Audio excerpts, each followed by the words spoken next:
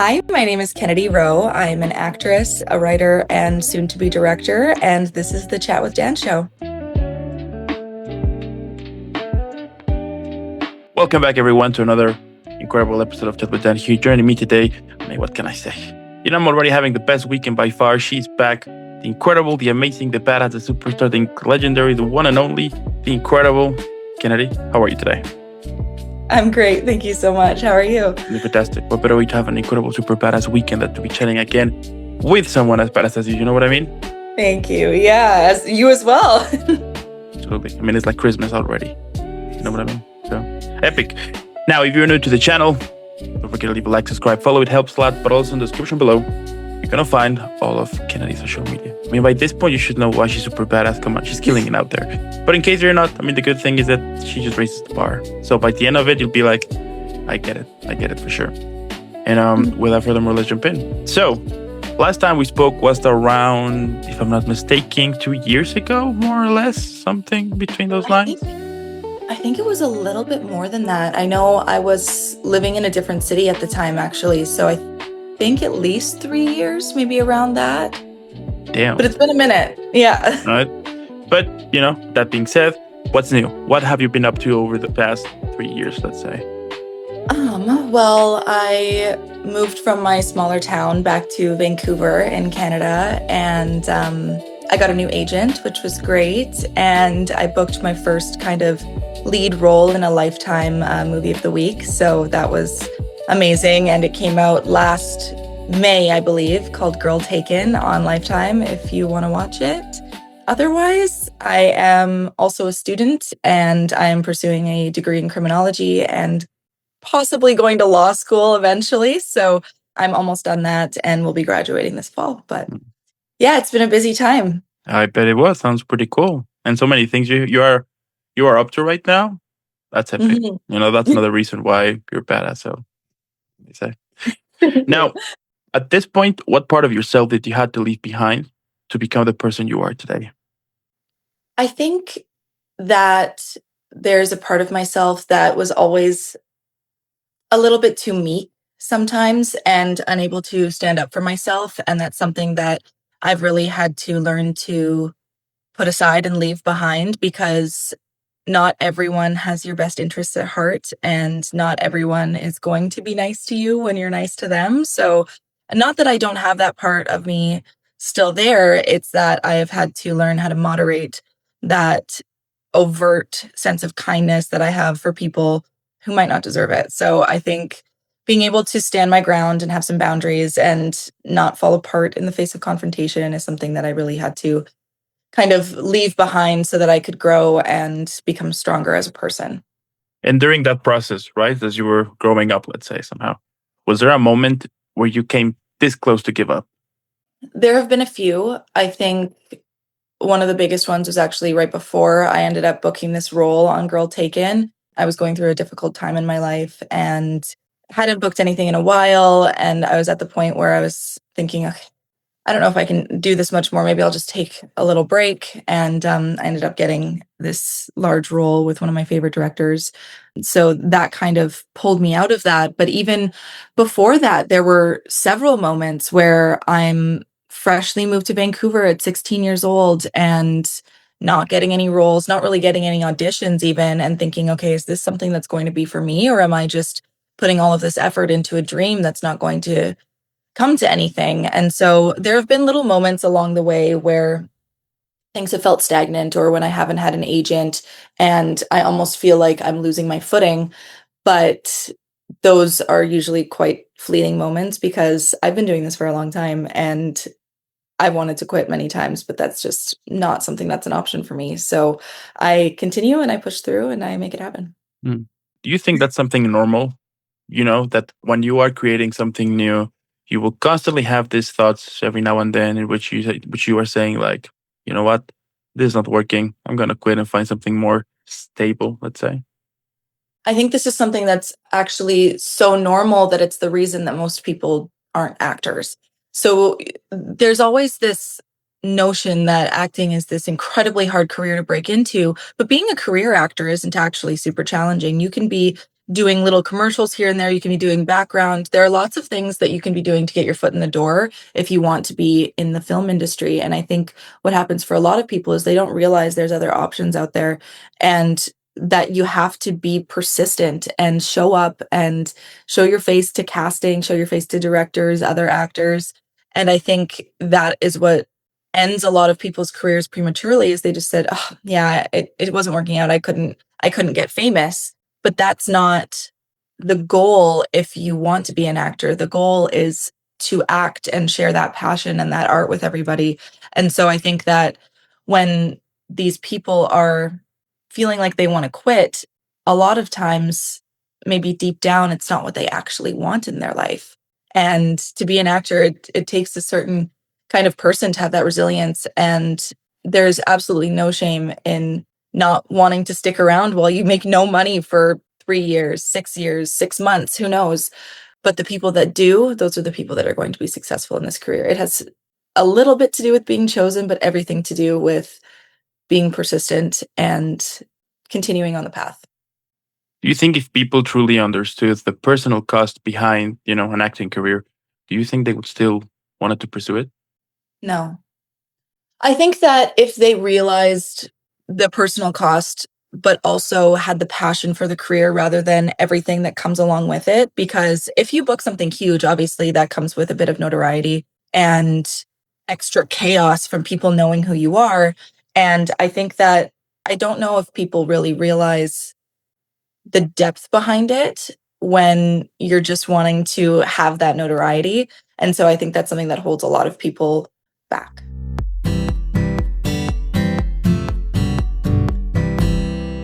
At this point, what has been your loneliest moment of your career? I think it would be when I moved back from New York City after my program there. I went to the Lee Strasberg Institute for Method Acting.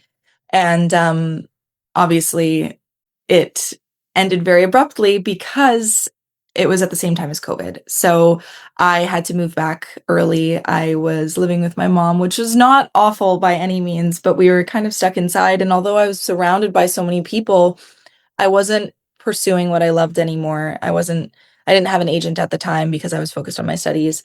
So the needle wasn't moving, and I was in a city, in a place where I couldn't connect with other creatives. And so yeah, I was doing some online courses and that kind of thing, but it wasn't making me as fulfilled as I thought I should be.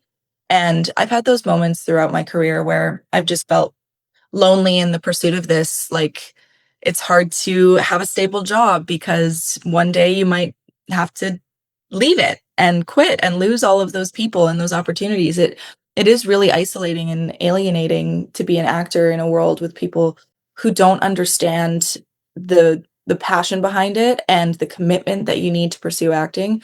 So I think that ends up putting a lot of people in a really lonely place, which is why so many actors become friends with each other, because they understand. And so that's why this industry is so close knit, and it feels a lot smaller than it is because we're all each other's people. And I met this lovely girl a few years ago, and we also connected just because she understood that. She was also in the film industry. She's mainly a model, and she became one of my best friends because she understood me and my challenges and my commitment to something that a lot of people think is just some childhood dream.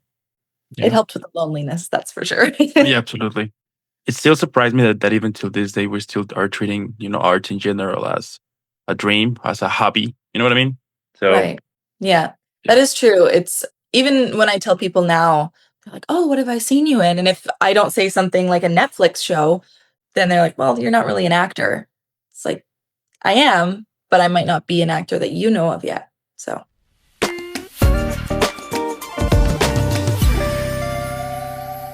Switching to our first activity called the craft break. Super simple. Gonna give you a quote or a line or a description from a film. And of course, that I'm gonna give you some options, and you will have to guess which one it is. let's do it. All right, so the first one is a quote from a film.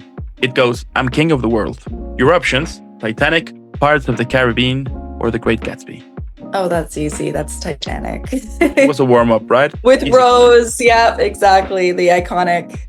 Next one here, it goes. A man communicates within dreams, to complete a mission. Your option, Tenet, Inception, or Shutter Island. I think it's Inception. You sure? I haven't seen it in a minute, but yes. 100%. Dream within a dream, Inception. It is correct. It's Inception. Okay, good. Jeez, you made me nervous there.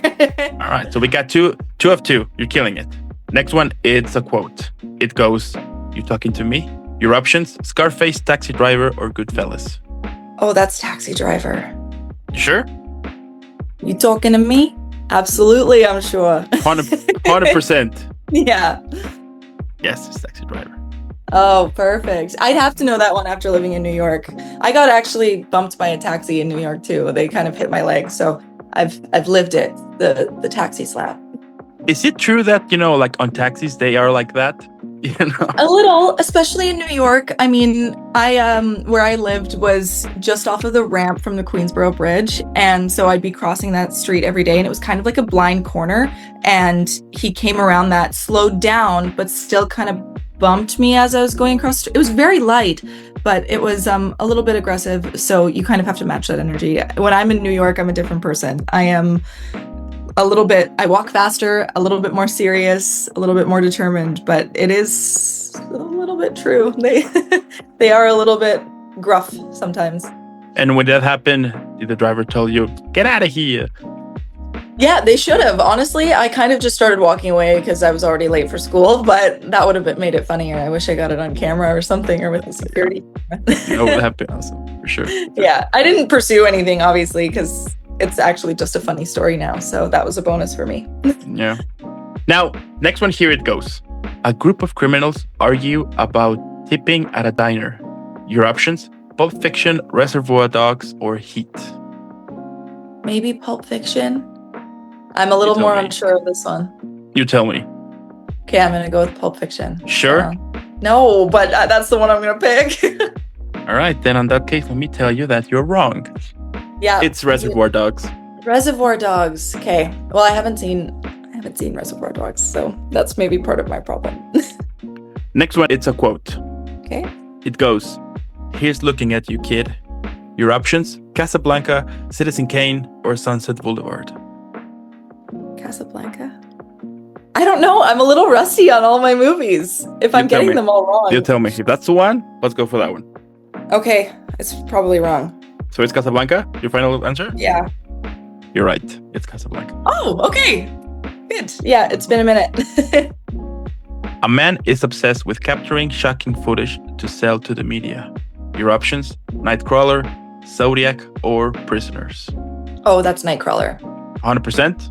Yeah, with the police scanner and going to the crime scene before everybody. It is Nightcrawler. You got it. Okay, good. Got it. Now, a detective hunts a killer obsessed with 7 deadly sins. Your options, Zodiac, Silence of the Lambs, or 7. See, these ones I know. That's 7, 100%. Yeah. Isn't it Morgan Freeman and Brad Pitt? Yeah. Oh, it's one of my favorite movies of all time. That I love Zodiac and Silence of the Lambs, Basic Instinct. Those kinds of movies are my Plus, it has one of the most iconic quotes, which is "What's in the box?"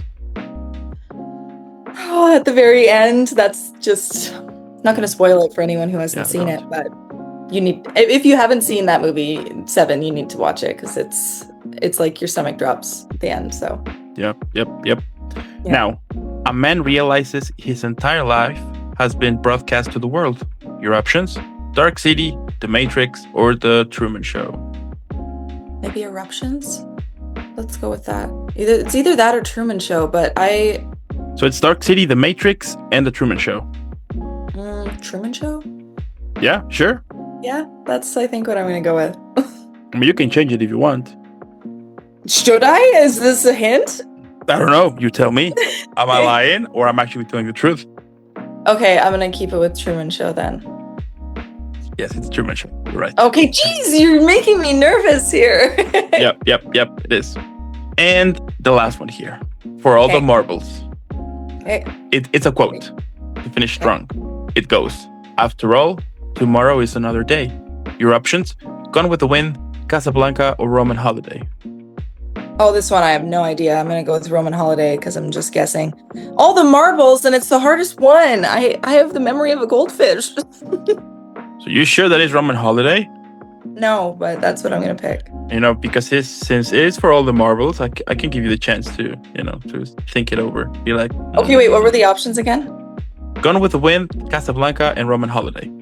And what was the quote again? After all, tomorrow is another day. Maybe Gone with the Wind? You tell me. Okay, I'll go with Gone with the Wind then. I don't know this one. You're absolutely sure, 100%. No. This is for all the marbles. I know, that's why I'm stressed. I'm struggling. All the correct answers might get spoiled, or you might make it or not. So this is it. So this is Gone. Okay. So it's Gone with the Wind. Oh, it was. Okay. It is Gone with the Wind. Good thing I changed my answer.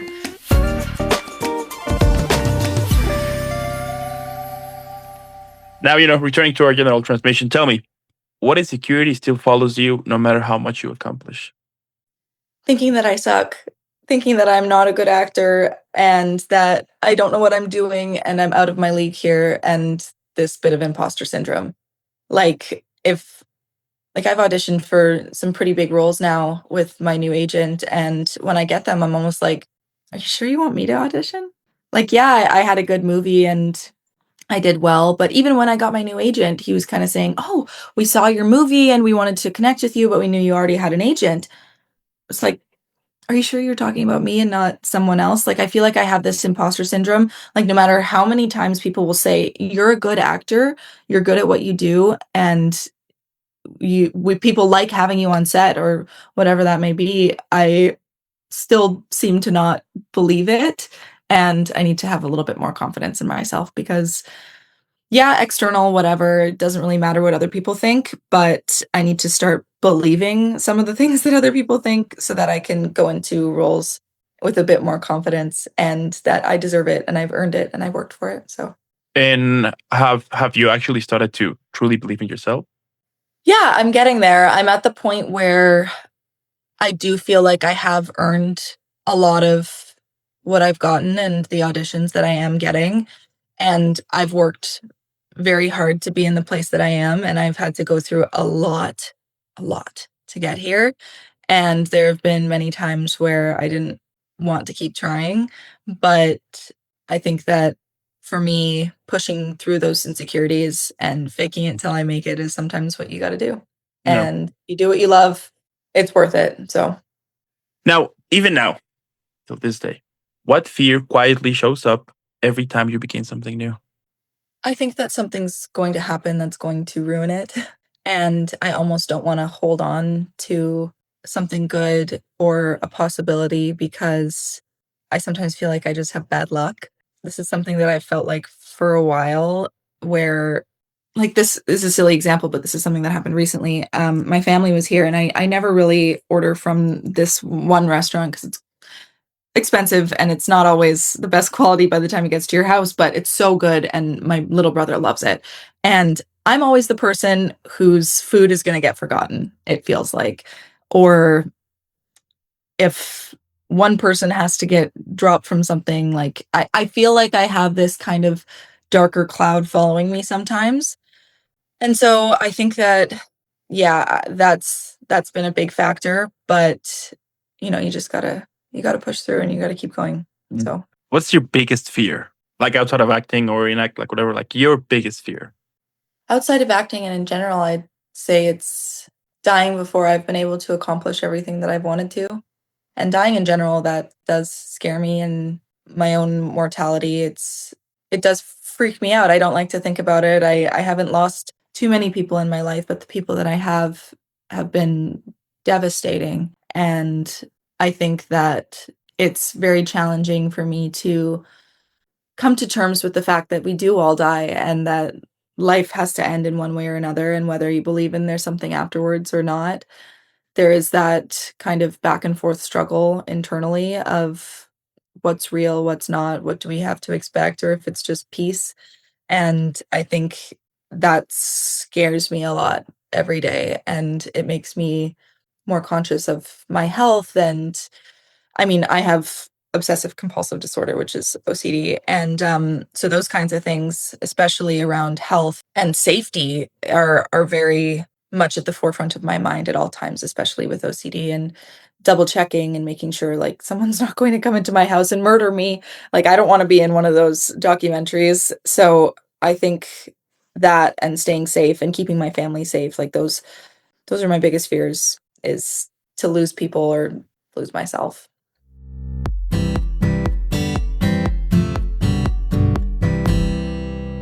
What do you think it happens after we die? I don't know. I grew up as a Christian, and I would say that I still am for the most part. It's something that I've kind of been coming back to in the face of challenging situations. It's something that's grounding for me, but I would like to believe that there is a heaven and an afterlife and a place where I can see my loved ones again, and see my dog, and that there's like this rainbow bridge kind of thing up into another better, more peaceful place. And I like to imagine that my grandpa's up there right now and he's able to watch me and be proud of me, and it makes it feel less sad and scary and lonely and cold to imagine a world beyond this one that we go to as a reward for a life well lived. So I'm gonna tear up, but yeah. I agree. You know what I mean? I agree with you 100%. I do think the same, that those who have passed, they're gonna still watching over us, you know? So yeah. I'd hope so, at least. Yeah, I do think that. You know what? It's been some weird things, at least to me, have happened. Last year, actually in April 16, my dog passed away, right? He was a husky. He was a huge husky. Everybody loved him. Like, like no matter, like every single person who met him for the first time, by the end of it, they were in love with him. He was super cool. Anyway, he passed away, and like even till this day, I'm not gonna lie, every now and then, like sometimes, I mean, I do have two other dogs, which most of the time they are with me, but it's happened a few times in which in the middle of the night, like around, like most recent happened at 4 a.m. I woke up, to start working out. And then I was hearing clearly how a dog was climbing up the stairs. And at first I was like, maybe it's one of my dogs. But then I was like, wait a second, my two dogs are actually on my room right now. So then Oh, I run straight to the stairs to see what's going on. Nothing. yeah. But I hear clearly how a dog was actually climbing up the stairs, like that, like the actual Like, he paws. was with you still. Totally. So it's so Yeah. I either it's that, or I was getting ready. I was getting ready to go to bed, and as I was lying down, I felt clearly how a big dog was laying like right next to me. And at Oh. first, I was like, "It's one of my dogs." But then when I turned, nothing. Instead of freaking out, I started crying basically, out of joy, Yeah. and be like, "This is cool. This is really It's cool." So almost like a more comforting feeling. so I do think that there is something more that besides just dying and that's it. I Right. don't think we just die and that's all. I do think that there is some place or somewhere along, I don't know, something in which we Mhm. go to have like this kind of rest or to keep continuing this new adventure, something like that. So yeah. Right. Yeah, I completely agree. I had, a situation, this was actually just a few weeks ago, and, maybe a little bit over maybe a couple months, but, a few years ago, my first boyfriend, we had broken up at that point, but he was my first boyfriend in high school, and he passed away in 2021.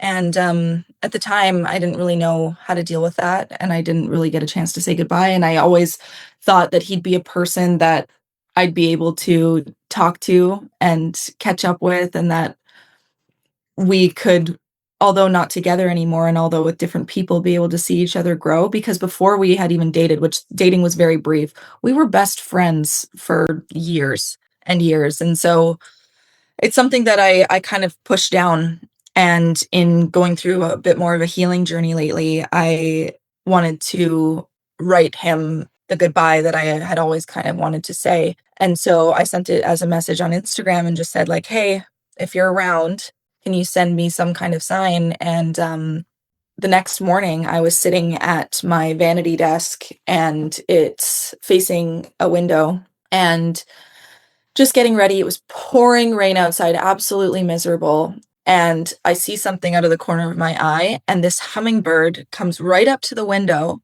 and looks at me for a second and turns and flies away. And so I know hummingbirds often are symbolized as a loved one, oftentimes from beyond, from heaven, whatever, coming to visit you. And although I was over our relationship, I was not over our friendship, and I lost someone that meant a lot to me and didn't have that chance to apologize for wrongs and make everything okay again. And the fact, like, we had still talked and we were fine, but there were conversations that I always thought that one day I'd be able to have and to reconnect. So it was painful, and so I shoved it down, and I'm not shoving it down anymore. So that was really incredible, and I was like, "Oh, hey, you heard me. That's nice. Mm. Good to see you."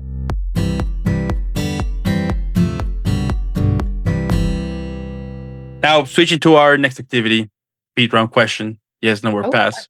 Super simple. Gonna ask you a couple of questions, but you can only answer yes, no, or pass. okay. Ready? Sounds good. Yep.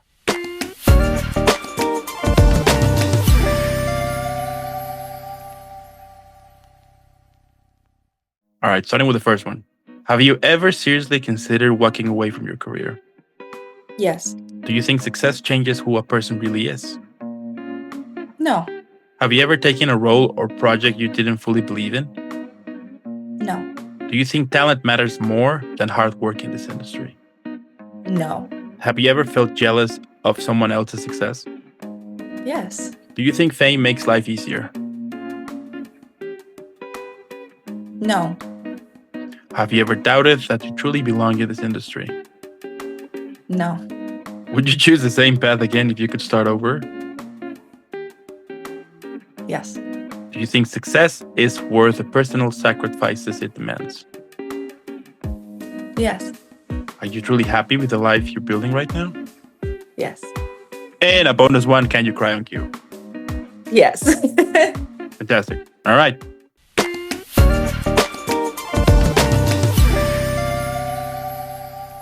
One more time, returning to our general transmission. Tell me, in your experience, what truly separates the people who dream about this path from those who manage to survive it? I think, again, that sense of resilience, it is a lot of no and it is a lot of rejection. And I've been going through all of my old emails and putting all of my auditions into an Excel spreadsheet. It is a lot of rejection. And a lot of times you put an audition out into the void and forget about it, but there's a lot of people that don't forget about it.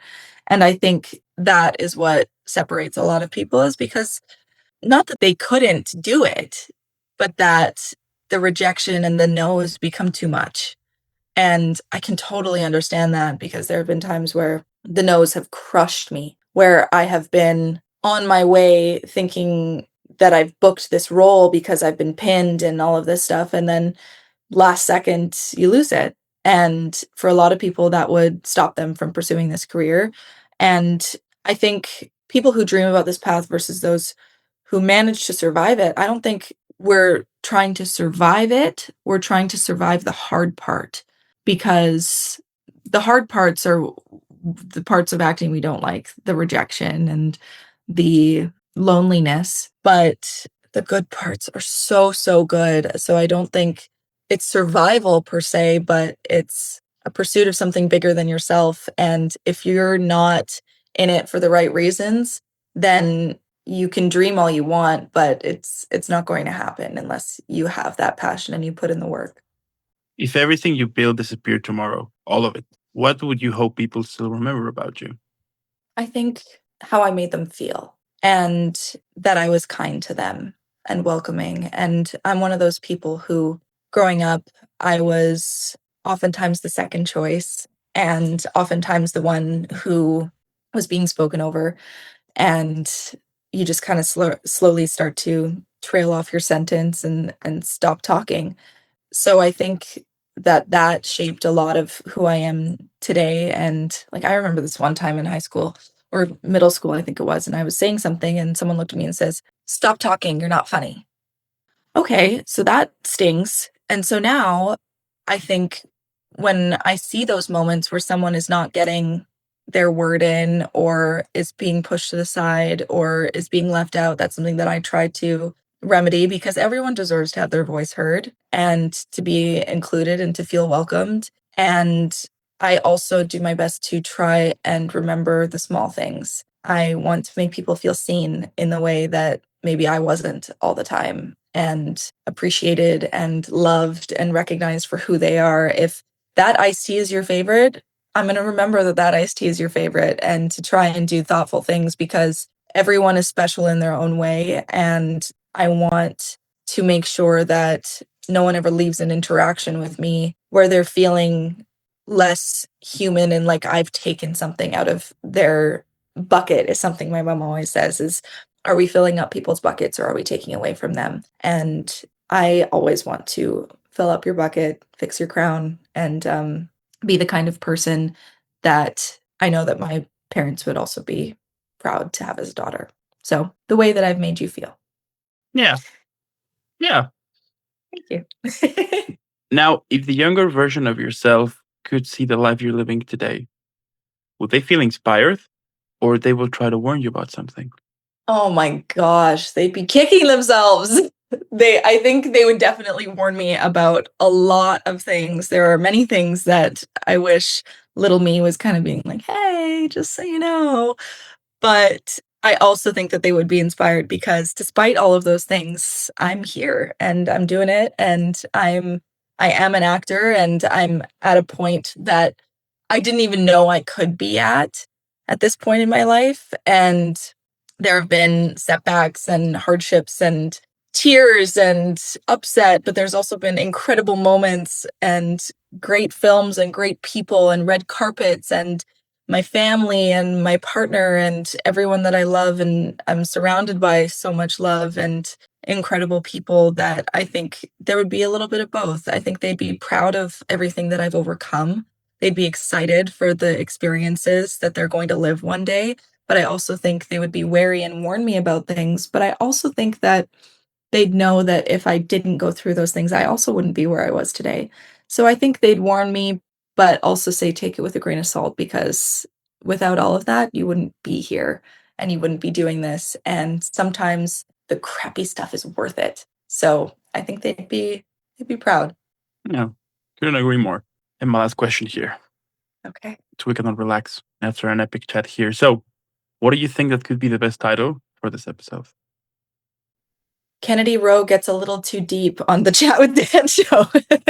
I don't know. I think speaking about acting, life, and what it means to truly be an actor and all of the hardship that comes with it, I think we could condense that a little bit. But I guess kind of the gist of this, I know that we did go into some more deep topics, but I actually really appreciate that and that it wasn't stuck on the fluff of just, oh, well, what's this? Promote your new thing, do this, whatever. It's an actual conversation where you can show who you truly are and the kind of person that you are, despite what people might think of you on social media or how people have spoken about you before. There's a level of depth that I think people were able to see from this in me that they probably wouldn't think that I had. I do get stereotyped a lot. So yeah, this has been really great, Dan. Thank you so much for having me on again. What if we put, I'm thinking between make it worth, I like that. That could make it work. worth, make Yeah. it worth because it's been kind of the conversation we've been talking like a little bit to it, the fact that, make it worth that, make sure that you're using your time properly, that you're doing something that makes you happy, that our time here is limited. So kind of make it worth, so you can actually Exactly. make sure you're giving 100%. Like, what do you think? Yeah, no, I like that. I think that definitely embodies what we've talked about today. So I think that's great. Make it worth it is. Sounds like a franchise. And Yeah. what can I say? I just love what you do. I'm in love with your career because you're showing out. I mean, you're not also creating cool characters, cool stories. I mean, sure, that's awesome, but you're showing us that dreams can come true. You know what? And that type of positivity and hope, it's something that we are currently need right now, especially now in this messed up world. That is what I love about. Yeah, that is I basically love you guys. The fact that you're showing us that, that you are showing us to stay resilient, to keep going, to don't quit, to keep pushing, and no matter how difficult or challenging things can be, there's always a way to continue moving forward. And that is something that I admire about you. So keep rocking out there, because definitely the world needs people like you for sure. Thank you. I really appreciate that. Yeah, I think hope, faith, and a little kindness goes a long way. So don't give up on what you love. That's, if I had one thing to say, is no matter what life throws at you, if you know that you're meant to do something, just do it. Keep going, keep trying, do everything you can to pursue that, because we only have one life and I'm not going to waste mine. So, boom. Perfect way to end this. So I want to thank you so much for making this happen. I do want to thank also those who stayed the whole episode. Let us know what you think in the comments below. But by this point, come on. I mean, since question 1, I was like, she just keep rocking out there. She's showing us why she's badass. So make sure you're following her. #Team Kennedy. And again, thank you for making this happen. Keep shining out there. Keep rocking. Keep kicking ass. And I'll be seeing you in the next one. You as well, Dan. Thank you so much. This has been great. All right.